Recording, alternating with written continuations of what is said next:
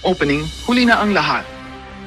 Isang nakakagulat na eksena ang naganap sa loob ng gusali ng Senado matapos umanong lumuhod si dating Senate President Vicente Tito Sotto kay Congressman Rodante Marcoleta. Ayon sa mga saksi, nagmakaawa raw si Sotto na huwag ituloy ang pagsasampa ng kaso laban sa kanya kaugnay ng umano'y irregularidad sa ilang proyekto noong siya pa ang nakaupong pinuno ng Senado. Ang insidenteng ito ay nagdulot ng matinding usap-usapan sa mga mamamayan, lalo na nang lumabas ang balitang maaring madamay pa umano si Pangulong Ferdinand Bongbong Marcos Jr. sa nasabing issue. Ayon sa mga ulat, si Marcoleta ay may hawak na mga dokumentong sinasabing magpapatunay ng sabuatan at irregular na pag-apruba sa ilang budget allocation na naganap noong nakaraang administrasyon. Ibinunyag din umano na may mga pangalan ng matataas na opisyal na konektado rito, kabilang na raw ang pangalan ni PBBM, bagay na agad niyang itinanggi. Samantala, nanindigan si Marcoleta na hindi siya urong sa laban at ipaglaban niya ang katotohanan kahit sino pa ang masangkot.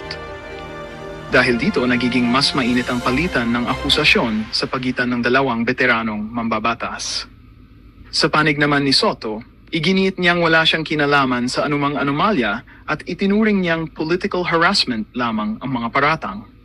Hindi ako magpapagamit at hindi ako guilty, mariin niyang pahayag sa media matapos ang kontrobersyal na pag-uusap nila ni Marcoleta.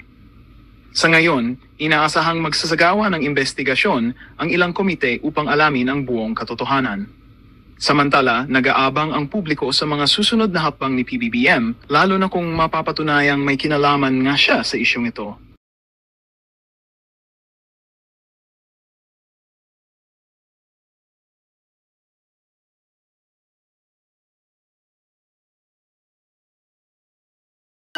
Para yatang napipikay lahat. Para yatang wala nang tagapagtanggol si Tambaloslos dyan sa Kongreso. Para yatang napipikay lahat. Nabusog kayo. Ngayon tago ng tago dahil busog na busog. O, di ba? Ayaw niyong madawit at mabanggit ang inyong pangalan sa nakawan, sa katiwalian, sa mga kawatan. Kung tawagin kayong hindi lang Tambaloslos, kundi kawatan at magnanakaw. Wow, Prinsesa Abate, magsalita ka. Para yatang napipika, Prinsesa Abate. Di ba dati talakira ka rin para kang Naku po mga kareaksyon dito ba? Yan ang gusto ko. Yan ang gusto kong tawa. Yan, di ba? Yan ang gusto ko, di ba? Yan ang gusto ko. Galing. Yan ang tawang tagumpay. O yan naman ay mga young goons. Nasaan na yung mga young guns? The young guns. So, wala na sila. Si Gonggong, si Ortega, si Suarez. Mga kareaksyon. Nananahimik ang mga inayupa. Nananahimik po silang lahat. O, di ba? Chief, Dito muna tayo mga kareaksyon ha. Bakit? Okay, umaasa ang mga gustong magpatalsik kay Bongbong Marcos ha. Tayo po sinasabi natin dito sa channel na ito, hindi po tayo pabor sa marahas at gusto nating matapos ang termino ni Bongbong Marcos ng matiwasay. Kung siya, tagumpay niya, tagumpay natin. Pero ang pagnanakaw niya, hindi natin pagnanakaw. Kaya mga kareaksyon, dito po mga kareaksyon ha, sinasabi po natin dito, bakit mahirap ang mga Armed Forces of the Philippines ay samahan ng mga taong ayaw na sa gobyernong Bongbong Marcos. Ito po ang katibayan. Hindi. Ito ba ang katibayan na busog din ang mga pamunuan ng AFP? Tanong lang yan ha. Kaya ba kayo ay nananahimik sa nakawan? Sa lantarang nakawan? Sa lantarang pambabastos ng kaban ng bayan? Sa lantaran, AFP, aktiba ba kayo ng taong bayan ng konstitusyon? Sino ang iniingatan ninyo? Ang konstitusyon o ang inyong mga bulsa? Tanong lang. Tanong lang yan ha, mga AFP ha. Ito mga kareaksyon. Naniniwala pa rin tayo na mga AFP ay pinoprotekta ng mga ang konstitusyon at si Tambaloslos. Hindi, konstitusyon lang, konstitusyon. Ay, tatawagin ko si Browner. Hello, Browner! Walang iya ka. Ba't tahimik na tahimik ka ngayon? Dati kuda ka ng kuda. Wala na si Tamba. Wala na yung Diyos-Diyosan mo. Okay ba? Si Browner po yun, taga-dilig ko ng alaman. Ito ba mga kareaksyon, pakinggan po natin ito ha. Ito ba yung ebidensya na kung bakit ang Armed Forces of the Philippines ay talagang tahimik sa nakawan sa ating bayan. Gusto po nating matapos ang administrasyong Bongbong Marcos ng matagumpay. Ang tagumpay ni Bongbong Marcos ay tagumpay ng taong bayan. Ngunit ang nangyayari yata ngayon, iba eh. Ang tagumpay ni Bongbong Marcos at ni Romualdez sa pagnanakaw ay tagumpay lamang ng kanilang mga bulsa, ng kanilang interes. Kinuha nila lahat ng kinuha ng PCGG. Higit pa sa kinuha ng PCGG, bumawi. Pakinggan po natin ang mga reaksyon ha. Pero nananalig pa rin tayo na ang AFP ay in the end, sa katuwiran at sa taong bayan at sa konstitusyon pa rin sila kakampi. Di ba? Pero kung nabusalan na kanilang mga bulsa at mga bibig, ano nga asahan natin sa kanila? Wala. Nga. Pero ako, hindi ako naniniwalang gagawin ng AFP yun. Nagtitiwala pa rin ako sa Armed Forces of the Philippines, sa PNP, at sa lahat ng kasundaluan natin na titindigan nila ang tama pagdating ng araw. Pagdating ng araw, may babagsak. Ang presyo ng bigas ay babagsak. Hindi si BBM, ha? I'm here with our, Dito po si Tambaloslos, parang tinawagan niya yata ang AFP. Siya yung commander-in-chief, eh. Islam we committed. I'm here with our, chair for APRO and our APRO bicameral members. Hi, Chief Romy. Please kindly convey to the entire AFP, to our men and women in uniform, that as we committed, that the subsistence daily allowance from 150 to 350 has not only been affirmed but has been approved and is being signed right now. We will ratify the bicameral report this Ang kausap po niya dyan si Romy Browner. Pwede bang mapaimbestiga si Romeo Browner kung magkano na ang pera niya? Pwede ba nating ipaimbestiga sa Blue Ribbon Committee at ipakalkal kung ano-ano na yung ari-arian ni Romeo Browner? Hindi pwede, hindi. Hindi pala pwede. Pakitanggal po yung patungkol kay Romeo Browner in record in aid of the legislation. So, please tell that. Di ba pumapalakpas si Saldico? Safe tayo, Brad. Nasa atin ang mga AFP. Alaga natin si Browner eh. Oo, magaling na aso yan eh. Browner! Woo! Browner, jump! Browner, sit, Browner! Roll over, Browner, roll over! Browner, hindi ka ba nahiya sa taong bayan? Hindi ka nahiya? Okay, hindi ka nahiya. They heard, that's all fake news. Basta nagsalita tayo when 350 as not only to the entire AFP, to our men and women in uniform, that as we committed, that the subsistence daily allowance from 150 to 350. Daily allowance daw 350. Siyempre 350 yun, di ba? 350 pesos. Yung pinangako ni Tambaloslos, nandiyan pa kayo yung 350, wala na si Tamba. Yung 350, paano nga naman, di ba? 350 pesos na yun eh. Habang sila bilyon-bilyon na ninanakaw, tapos yung mga miyembro ng AFP, binigyan sila ng balato, daily 350 pesos. Ang kawawa naman. Ninakawan ng bilyon-bilyon, tapos ang ibibigay sa'yo daily, 350. Tapos ang taong bayan ay nalulunod sa baha, tayo'y nangihirapan dahil mga proyekto'y nagigiba. Okay lang yun, sabi ni Browner, importante meron tayong 350 pesos.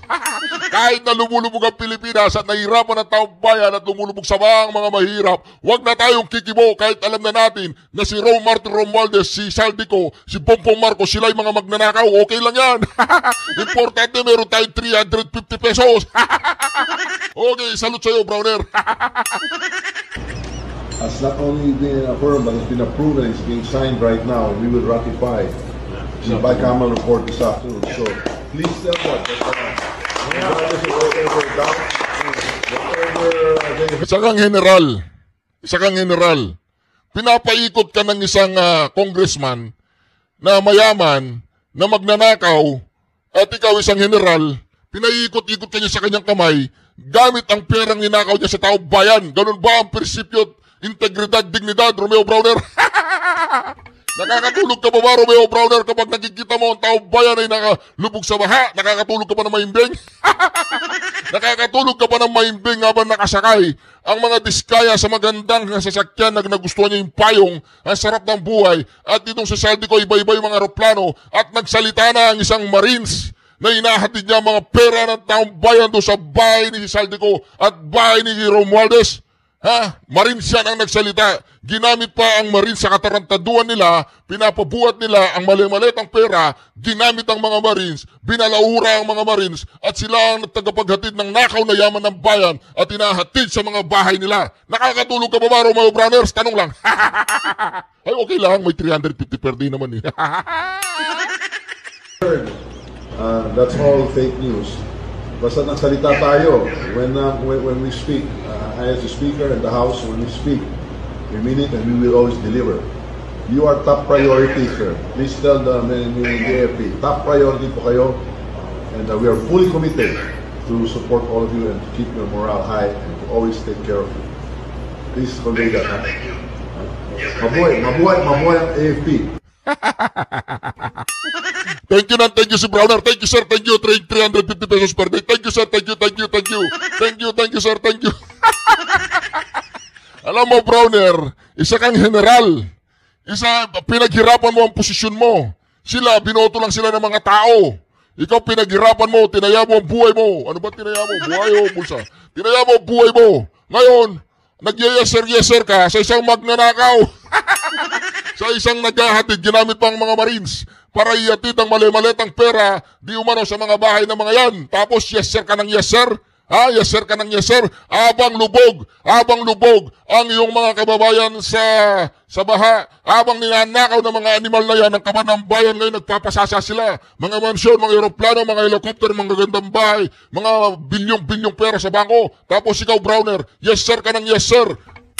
Nakakatulog ka pa ba, Browner?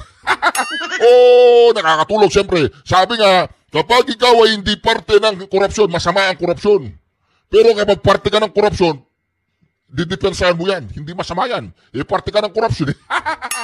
Ang tanong, Browner, parte ka ba ng korupsyon? Hindi ako naniniwala dyan. Ang importante sa akin, alam ko na ang AFP ay mapagkakatiwalaan pa rin natin at masasandalan natin, di ba? Ayaan nating mag-explain ng mga AFP. Hindi natin pwedeng husga ng mga AFP. Ginagawa lang nila ang kanilang trabaho na ang kanilang mga leader ay patabayin ng kanilang mga bulsa. Ay, hindi.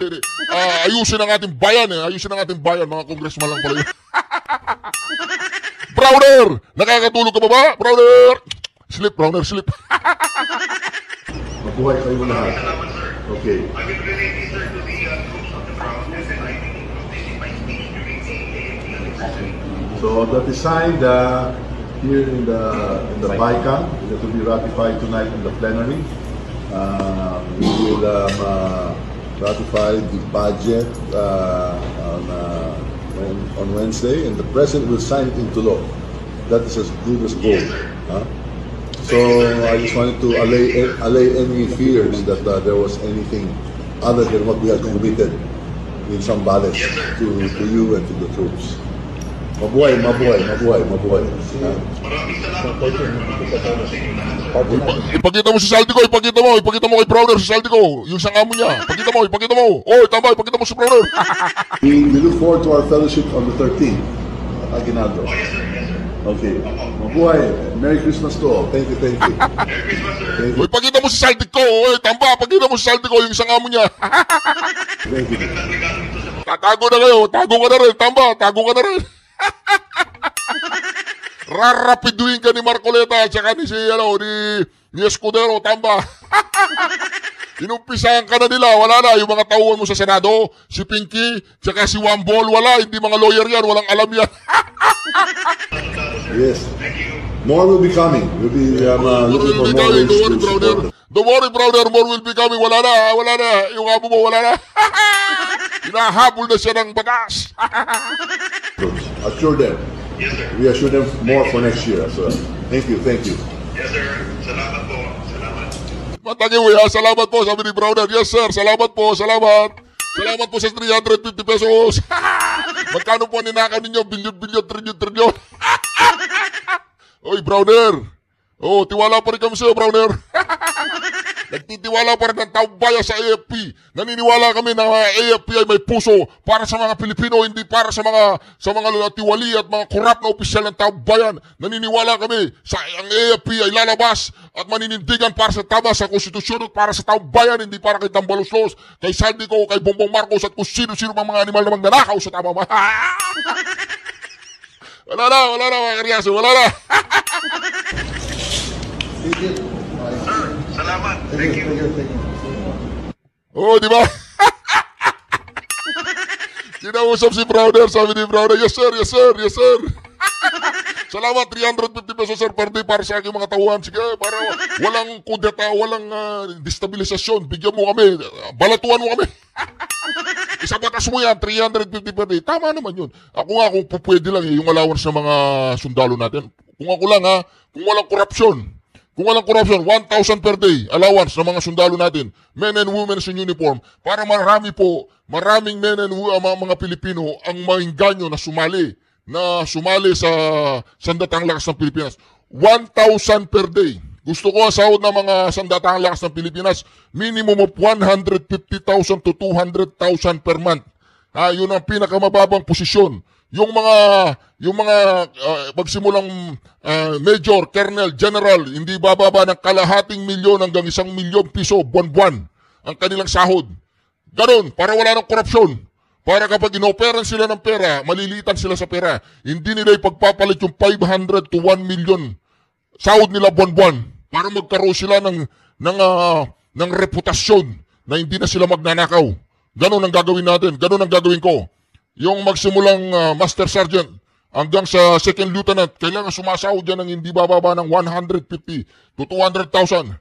Second Lieutenant to Colonel, hindi bababa ng 200,000 hanggang 500,000 pesos. Yung Colonel to General, 500,000 to 1 million to 2 million pesos per month. Agree po ba kayo? Agree ako doon. Sila yung ating mga AFP. Ang tingin nila sa kanila, mga pulubi, bibigyan sila 350 pesos.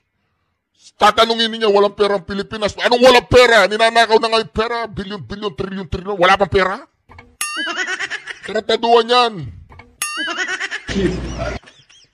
We are not taking the city down. We will check if there's any violation to our legal side. We can people will check on that and see what will be the appropriate action that we will take against them. Nagpapanik na po ang armed forces. Ang sabi po nila dito, hindi po ninyo ganong naintindihan. Pag-aaralan daw po nila mga ka-reaction, kung meron silang pwedeng isampa doon sa mga sundalo, bumabaligtad sa gobyerno. Pinag-aaralan daw nila na kung meron silang pwedeng isampang kaso. Pero mga ka-reaction, nangangamba na po yung mga yan. Kasi wala na si Tambaluslos. Oo, kasi mismo sa loob ng kanilang hanay, marami na po ang diskontento, maraming disgusto sa administrasyong Bongbong Marcos na nakikita na po nila mga kareaksyon. Ang administrasyong Bongbong Marcos po, ayun na, nasa padausdus na. Bagsak na po kasi nabanggit na po ang pangalan ni Tambaluslos. Kapag nabanggit ang pangalan ni Tambaluslos, sabi nga, si Saldico hindi gagawin na mag-isa, may amo yan. Sinong amo niya? Si Martin Romualdez. Si Martin Romualdez hindi papayag si BBM at si Liza Araneta na gagalaw si Martin Romualdez, magpapayaman si Martin Romualdez at magkakamal ng bilyon, trilyon pera si Martin Romualdez kung wala ang aprobado ng kanyang amo. Sinong amo niya? Si BBM at si Liza Araneta. Nakarating na po ang pangalan na kay Martin Romualdez na po. Ang binanggit na pangalan, ang susunod na pangalan niyan, naghatid na sila ng pera doon sa Guada, sa may Malacanang. So, ang pinoprotektahan po ng mga bayarang media, yung mga bayarang media natin sa Pilipinas na mga putang inang yan, nakarating na po ang pangalan kay Martin Romualdez dahil kay Sergeant Gutesa. At sinemento po yan kahapon ni former Senate President Chis Escudero at ang ating malupit na future Vice President na si Senator Rodante Marcoleta ay sinimiento na po kahapon. Wala, hindi po nakapalag si Pinky. Si Pinky, kuda lang yan ng kuda sa mga social media, sa mga bayarang media. Ganun po kagaling si Pinky Lacson. Pero hindi rin kumipupo si Wambol University. Bakit? Hindi naman sila mga abogado. Ay, hindi sila uubra kay Marcoleta at saka kay Escudero. Si Marcoleta, kilala po natin, at si Escudero. Yan ay malulupit na mga abogado yan. Ngayon mga kareaksyon, nakarating na po ang pangalan kay Martin Romualdez. Sino ang susunod? Ang kasunod yan ay si Bongbong Marcos at si Lisa Araneta. Bakit? Hindi kikilos ang mga yan kung walang mga amo yan. Natatapos lang ang boss doon sa presidente, o di ba? Ipisang buo pa niya yan, di ba? O ngayon, pakinggan po natin ito, mga kareaksyon. So let's leave it to our authorities. I'm sure they're studying. Natakot na po sila sa mga retired men and women in uniform na yan po, naghahanap na po sila ng butas kung pwede nilang kasuhan. Kasi mga kareaksyon, bakit? Hirap po ang Armed Forces of the Philippines ngayon, hirap po silang magsalita, hirap po silang kumilos ng may kalayaan. Ito lang po ang tanong, malaking katanungan ng taong bayan. Ang mga pamunuan ba ng Armed Forces of the Philippines ay nakinabang sa mga kinulimbat sa kaban ng bayan? Yan lang po ang malaking katanungan. Browner, tanong sa'yo, kayo bang nasa itaas ng Armed Forces of the Philippines ay nakinabang? Nakinabang ba kayo sa kaban ng bayan? Yes or no? Yes or no? Oh, wala, hindi. Oh, hindi raw nakinabang. Pakinggan po natin ngayon si Senator Bato de la Rosa. Pakinggan natin. Hindi ako naniniwala na kinabang si Browner sa nakaw. Naniniwala ako si Browner, ginagawa lang niya ang kanyang tungkulin bilang isang general. General problem. General problem. Hindi. Tiwala pa rin po ako sa AFP. Tiwala ako na ipoprotekta nila ang konstitusyon at poprotekta nila ang taong bayan at sila ay hindi papayag sa nangyayaring nakawan na kapag napatunayan na may konektado si Bongbong Marcos, si Lisa Araneta at si Martin Romualdez, alam ko ay hindi mananahimik ang mga Armed Forces of the Philippines. Alam ko na gagawin nila ang tama para sa bayan at gagawin nila ang tama para sa konstitusyon. Pinangahawakan ko pa rin po yan, mga kareaksyon. Sila na naman nag-uusap doon. So, hindi natin alam. Pero sure yung allegation may mga senador din daw po na I don't think so. Ako, kung sabihin nila, si Senator Marcolita ang pinapakinggan nila na nag-coach doon sa yung retired Marines, mukhang malabo. Dahil umakita nyo, no, yung kanyang, aside sa kanyang affidavit, may mga lumulabas na impormasyon doon na that came out naturally na wala doon sa affidavit niya in the course of questioning. Makita mo yung tao na kinots dahil masyadong mag-ingat sa kanya sinasabi. Pero pag hindi kinots, natural na lumulabas yung mga impormasyon galing sa kanya, pag siya tinatanong, then I don't think kinots yun. Pero isa na lang, may statement yung AFP, pinag-aaralan daw nila yung pagpapain ng kaso laban doon sa mga retired military officers na nananawagan ng pag-aakit. Yan, naripuan ninyo pinag-aaralan nila na magsampa ng kaso sa mga retired officer. Narinig po ninyo tanong po yan kay Senator Marcoleta. Comment. Retired ako baka kasama ko dyan. Hindi. I don't know kung anong tingin lang doon. Basta as para sa nag-stage ng rally yung mga retired dyan sa harap ng Gate 4 ng Campo Aguinaldo. At it was observed to be very disciplined and very organized na rally. Wala mang gulo na nangyari. Sir, para clear lang, so may present threat ba sa BBM administration? Ayaw ko mag-comment dyan. Thank you. Thank you. Sir, may additional question ako. Yung kay Sabi ko, kasi nasa abroad na po siya baka daw hindi daw aware, whatever. Parang nilalaglag na rin daw naman ng mga sa camera. Would you encourage him po to mag-send siya ng deposition, na pwedeng online, mag-testify siya kung hindi siya makakita?